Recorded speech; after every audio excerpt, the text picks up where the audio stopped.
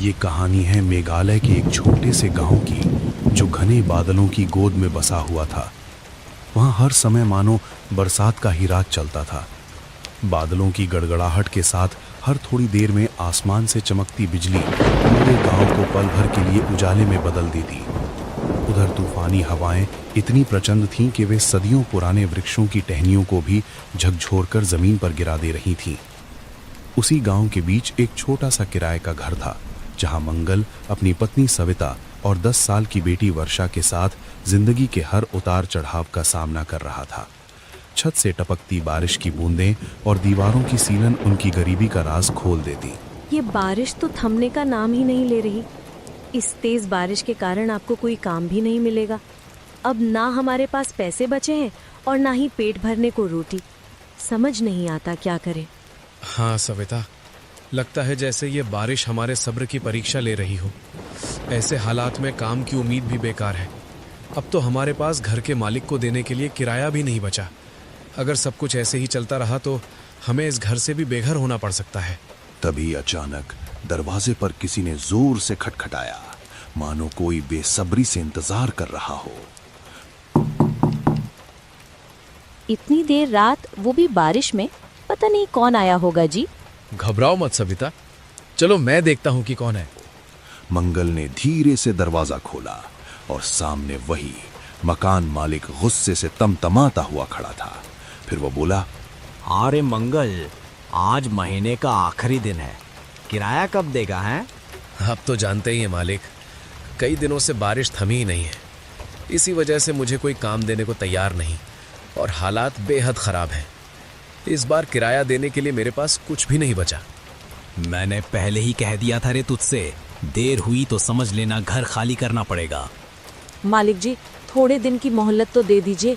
जैसे ही इन्हें कुछ काम मिलेगा सब चुका देंगे। मुझे बेवकूफ समझ रखा है तुम लोगों ने। किराया नहीं है, हैं? और मुझसे कहते हो मोहलत दो। जब पैसे नहीं हैं तो अभी इसी वक्त घर खाली करो। मालिक, ऐसी जबरदस्ती मत कीजिए। हम इतनी रात में कहाँ जाएंगे और बाहर तेज बारिश भी तो हो रही है। बारिश हो या तूफान, मुझे क्या है? मुझे तो मेरे पैसे से मतलब है। अगर 5 मिनट में तुम लोग बाहर नहीं निकले तो याद रखना, मैं खुद तुम्हारा सामान सड़क पर फेंक दूंगा। सविता की आंखें आंसुओं से भर आईं। मंगल का कलेजा जैसे टूट गया, मगर वो चाहकर भी कुछ नहीं कर पा रहा था। बाहर मूसलाधार बारिश हो रही थी। ना चाहते हुए भी उन्हें वो घर खाली करना पड़ा।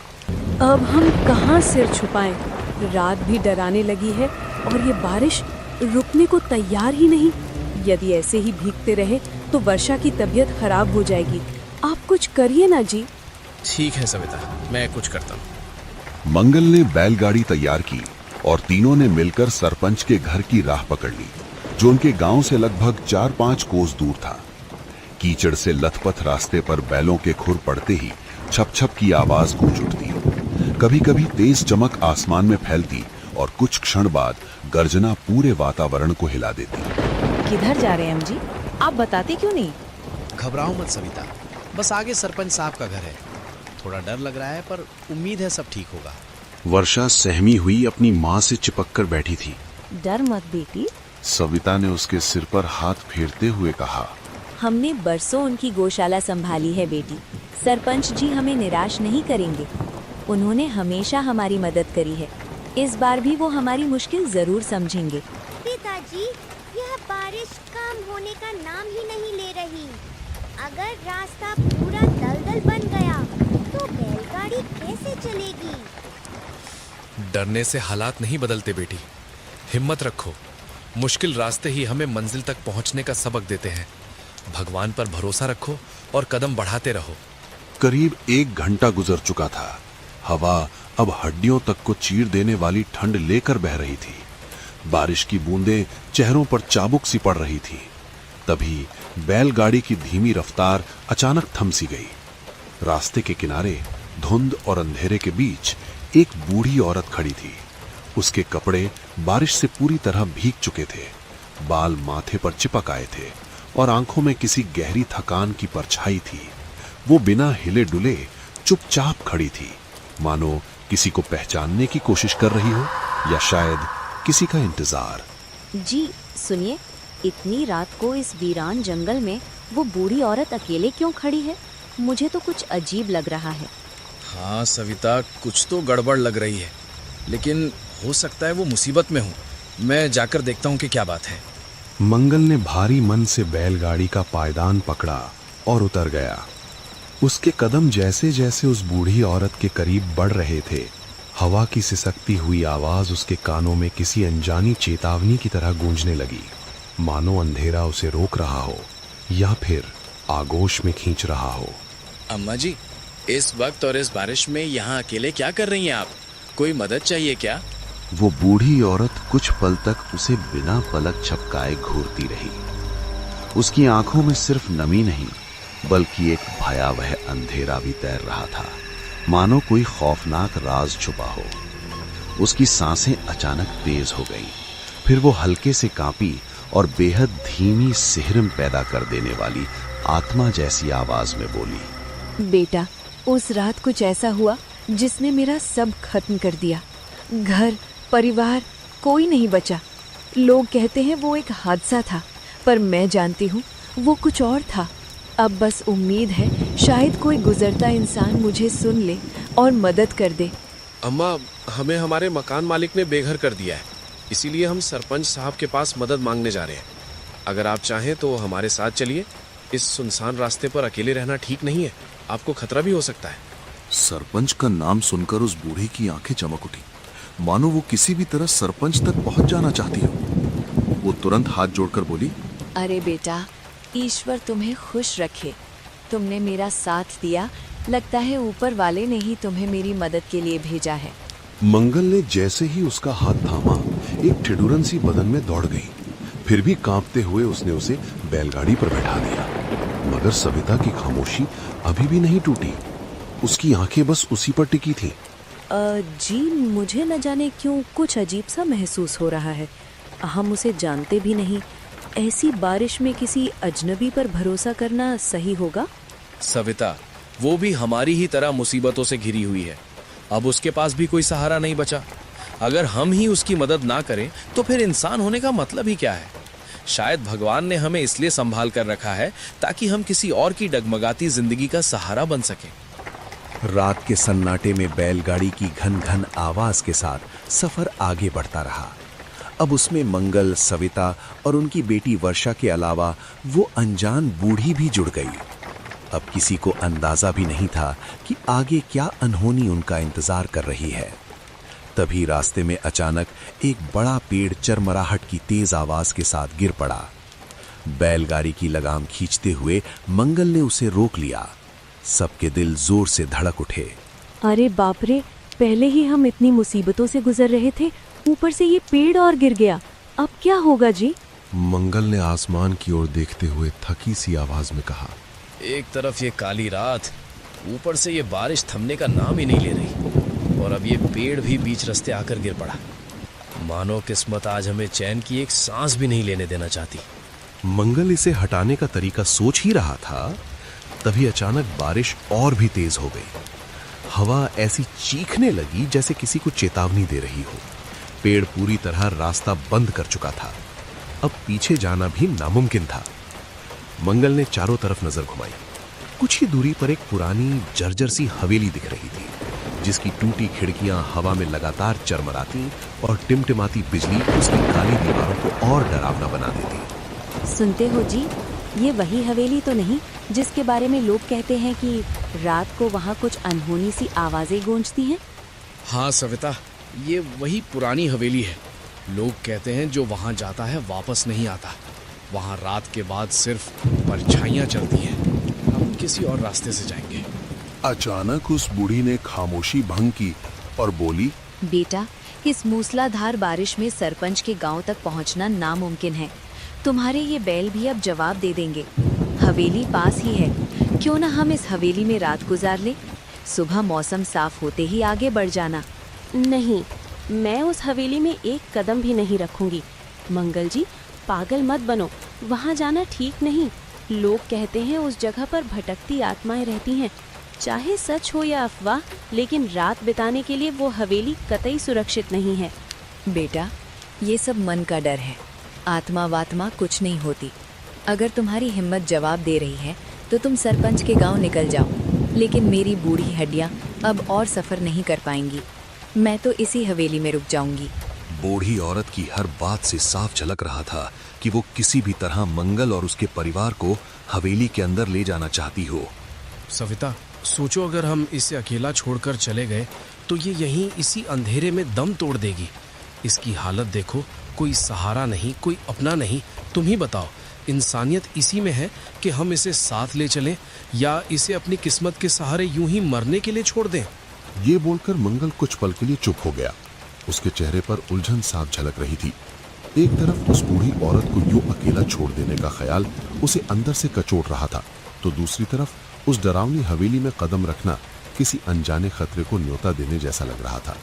वो समझ नहीं पा रहा था कि सही फैसला आखिर क्या होगा। वर्षा के पापा, मुझे बहुत बेचैनी हो रही है।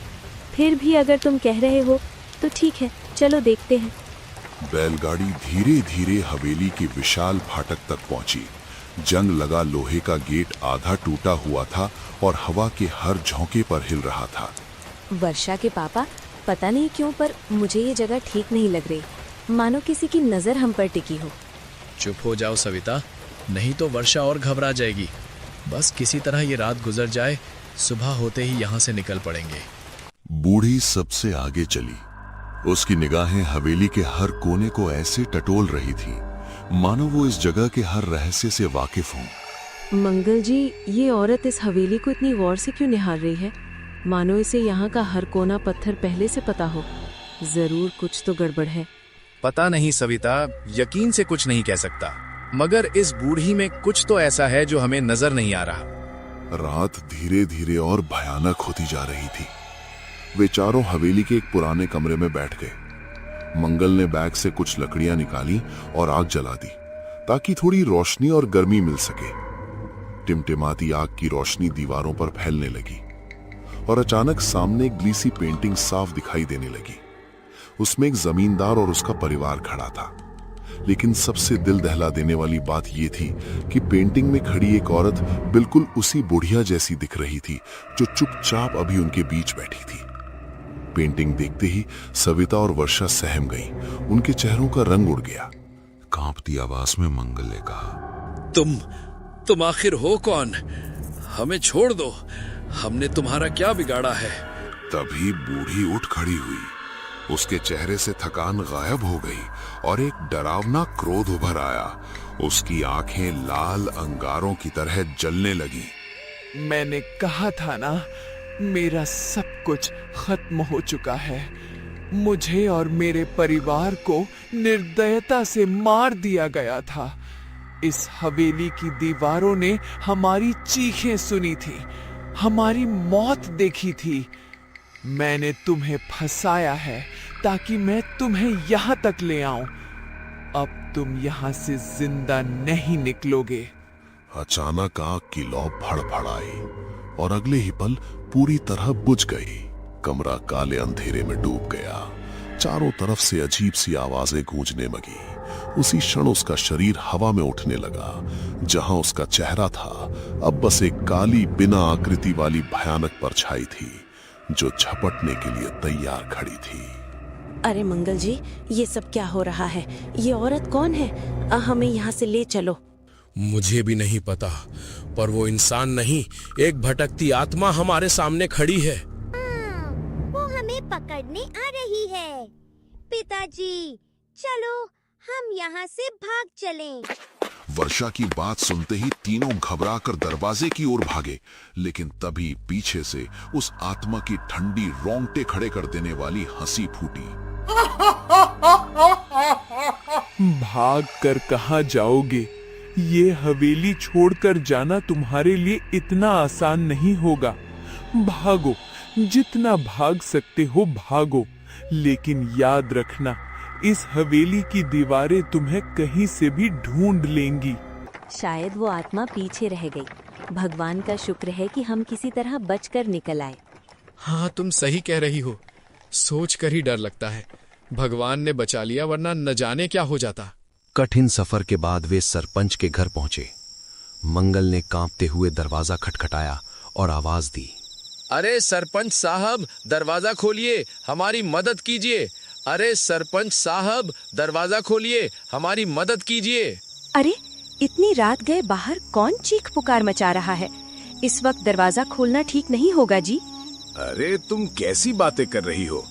अगर किसी पर सच में मुसीबत आ पड़ी है तो हम यूं चुप कैसे रह सकते हैं? हमें दरवाजा तो खोलना ही होगा।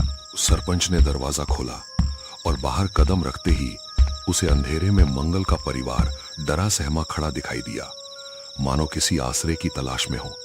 वे सब गीले कपड़ों में घबराए खड़े थे।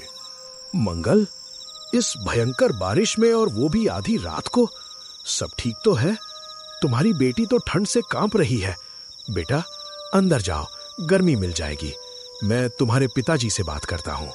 सविता ने वर्षा का हाथ थामा और उसे लेकर सरपंच के घर के अंदर चली गई। सरपंच साहब, मकान मालिक ने बिना कुछ सोचे समझे हमें आधी रात को घर से धक्के मारकर निकाल दिया। समझ नहीं आ रहा था कि कहाँ जाएं, इसलिए आपकी शरण में कुछ मदद मांगने आए हैं। अरे मंगल, तुम्हारी हालत देखकर दुख तो हो रहा है, पर मेरे पास भी जगह कम है। हाँ, इतना जरूर कर सकता हूँ कि तुम्हें एक बेहतर जगह का सहारा बता दूं। सरपंच साहब, कौन सी जगह आप बताइए, अब तो कोई भी सहारा चलेगा। जंगल के बीचों बीच एक पुरानी हवेली है, वो हमारे ही खानदान की संपत्ति है। अगर तुम चाहो तो फिलहाल वहीं ठहर सकते हो। सरपंच के मुंह से हवेली की बात सुनते ही मंगल सहम गया। नहीं नहीं सरपंच साहब, हम अभी उसी हवेली से होकर आए। हमारी हालत आप देख ही रहे हैं। ठंड में कांप कर मर जाना मंजूर है, पर मगर उस दहशत भरी हवेली में कदम भी नहीं रखेंगे। अरे मंगल, बात को घुमाओ मत, स्पष्ट करो आखिर बात क्या है। हम यहाँ पहुंच ही रहे थे कि रास्ते में एक बूढ़ी औरत मिली। उसने हमें बहलाकर हवेली तक पहुंचा दिया। लेकिन सरपंच जी, वो इंसान नहीं था, वो तो भटकती आत्मा निकली। बड़ी मुश्किल से हम अपनी जान बचाकर वहां से भागे और किसी तरह यहाँ पहुंच पाए। बचपन से ही गांव वाले हवेली की कहानियां सुना सुनाकर मुझे वहां जाने से रोकते हैं। कहते हैं कि वहां बुरी आत्माएं रहती हैं। लेकिन अब बस, मैं अब बच्चा नहीं हूं, डर कर कोने में नहीं बैठूंगा। आज मैं उस हवेली में जाऊंगा और अगर सच में वहां कोई आत्मा है तो सामने आए और मेरा सामना करे। सरपंच जी, आप बात समझ नहीं रहे हैं। इतनी बड़ी हवेली कोई यूं ही खाली नहीं छोड़ देता। वहां जरूर कुछ ऐसा हुआ है जिसे सब छुपा रहे हैं। मंगल, अब बहुत हो गया। डर से भागते भागते जिंदगी बीत जाएगी। मैं अभी ही गांव के तांत्रिक त्रिलोकनाथ को बुलाता हूँ। हवेली में चाहे भूत हो या कोई श्राप, आज ही सारा सच सामने आ जाएगा। कुछ ही देर में सरपंच तांत्रिक त्रिलोकनाथ को लेकर वापस लौट आया। सबने तुरंत बैलगाड़ी में जगह ली और सफर शुरू हुआ। बैलगाड़ी अंधेरे सुनसान जंगल के रास्ते पर धीमे धीमे आगे बढ़ने लगी। सरपंच के चेहरे पर गुस्सा और बेचैनी साफ झलक रही थी, पर एक डर भी। आखिरकार वे हवेली के उस पुराने भारी लोहे के फाटक के सामने जा पहुंचे, जहां से सब कुछ शुरू हुआ था। सरपंच साहब, आप समझिए, अब भी बच सकते हैं हम। अभी भी वक्त है, चलिए वापस लौट चलते हैं। डर क्यों रहा है मंगल? मेरी विद्या के सामने कोई भी आत्मा नहीं टिक पाती। चलो देखो आज मैं उसे कैसे उसके असली ठिकाने पहुंचाता हूँ। त्रिलोकनाथ की आवाज में अचानक गंभीरता उतर आई। और साथ ही मुझे इस हवेली के पीछे छुपी असली कहानी भी जाननी है, क्योंकि कोई आत्मा तभी बेकाबू भटकती है जब उसके साथ अन्याय हुआ हो, जब उसके हक छीने गए हों। मंगल ने घबराकर पूछा, मतलब ये कि जो आत्मा अंदर है वो सिर्फ डराने के लिए नहीं आई, वो बदले की आग में जल रही है और बदला लिए बिना वो नहीं रुकेगा। जैसे ही वे हवेली के अंदर दाखिल हुए, सरपंच अंधेरे की ओर घूर कर गुस्से में चिल्लाया, कहाँ छुपी है रे तू? सामने आ, आज तुझे तेरी औकात दिखाऊंगा। कई सालों से मेरी हवेली पर कब्जा जमाए बैठी है ना, अब देख तेरा अंत शुरू हो चुका है। सरपंच के इतना कहते ही अचानक चारों तरफ काला धुआं घूमने लगा। धुएं के बीचों बीच वही बूढ़ी आत्मा धीरे धीरे आकार लेने लगी। उसकी आवाज गहरी, रूह कपाने वाली। अच्छा, इतने सालों बाद खुद चलकर मेरे सामने आ गया तो आज तेरा हिसाब पूरा होगा। उसकी लाल आंखें सरपंच को चीरती हुई घूरने लगी। आज मैं तुझे इस हवेली से निकालने आया हूँ। सीधे सीधे यहाँ से दफा हो जा, वरना अभी इस तांत्रिक से कहकर तुझे भस्म करवा दूंगा। और सुन, मैंने तेरा क्या बिगाड़ा है? क्यों इतने सालों से मेरी हवेली पर कब्जा जमाए बैठे हो? बिगाड़ा? तू पूछता है तूने मेरा क्या बिगाड़ा? मैं बताती हूँ। मेरे परिवार ने तेरे पूर्वजों से कर्ज लिया था। सोचा था मेहनत करके चुका देंगे, लेकिन कर्ज चुकाने की जगह वो और बढ़ाते गए और मुझे उनके घर काम करने को मजबूर किया गया। भूख से तड़पते थे हम, ना पेट भर खाना मिलता, ना इंसान की तरह बर्ताव। एक दिन तेरे उन नीच पूर्वजों ने मुझ पर झूठा इल्जाम लगा दिया, हत्या का। हत्या के इल्जाम में मुझे जेल में फांसी दे दी गई। मैंने कुछ नहीं किया था, फिर भी मेरे परिवार को मुझे बचाने के विरोध की सजा दी गई। भूत दर्द के साथ चिल्लाया। मेरे पति, मेरे बच्चे, उन्हें हवेली की नींव में जिंदा दफना दिया गया। हमारी आत्माएं यहाँ कैद हैं क्योंकि हमारे साथ बेइंसाफी हुई है। भूत ने सरपंच पर लाल आंखें टिकाईं। और तू उसी खून का वारिस है और आज तुम खुद मेरे पास चल कर आए हो। मैं तुम्हें जिंदा नहीं छोड़ूंगी। इतना कहते ही भूत सरपंच की तरफ तेजी से बढ़ा, लेकिन उसी पल तांत्रिक त्रिलोकनाथ आगे कूद आया। वो गरज उठा, रुक जा दुष्ट आत्मा। उसने आंखें बंद करके तेज स्वर में मंत्रोच्चार शुरू किया। मंत्र की ध्वनि हवेली की दीवारों से टकराकर गूंजने लगी। अचानक भूत का शरीर काले धुएं में बदलकर चारों ओर बिखर गया। एक दर्द भरी चीख और पल भर में हवेली शांत। लेकिन वो शांति स्थायी नहीं थी। फिर त्रिलोकनाथ ने गहरी सांस लेकर कहा, ये आत्मा अभी गई नहीं, बस कुछ क्षण के लिए दब गई है। तभी सरपंच डर से कांपती आवाज में बोला, त्रिलोकनाथ, अब सब तुम पर निर्भर है। बता, इस भटकी हुई आत्मा को मुक्त करने का उपाय क्या है? त्रिलोकनाथ ने गंभीर नजरों से उसे देखा। अब उसकी आवाज में क्रोध नहीं था, बस एक भयानक सच छिपा था। मुक्ति आसान नहीं, क्योंकि वो आत्मा बदला चाहती है और बदला तेरे खून से जुड़ा है। ये सुनते ही सरपंच के होंठ सूख गए। मतलब? जब तक तू अपने पूर्वजों के पापों को स्वीकार नहीं करता, उनके किए गए अन्याय को ठीक नहीं करता, ये आत्मा शांति नहीं पाएगी। तो मुझे क्या करना होगा त्रिलोकनाथ? फिर त्रिलोकनाथ आगे बोला, इस हवेली की नींव के नीचे उस आत्मा का परिवार दफन है। उन्हें उचित संस्कार दिए बिना आत्मा कभी नहीं रुकेगी। क्या तुम तैयार हो? अगर यही सही है तो मैं अपने पूर्वजों के पापों का प्रायश्चित करूंगा। फिर त्रिलोकनाथ ने सही विधि से उनका अंतिम संस्कार कराया। तभी आसमान से अचानक एक हल्की सुनहरी रोशनी नीचे उतरी और हवेली का माहौल वर्षों बाद पहली बार शांत हो गया।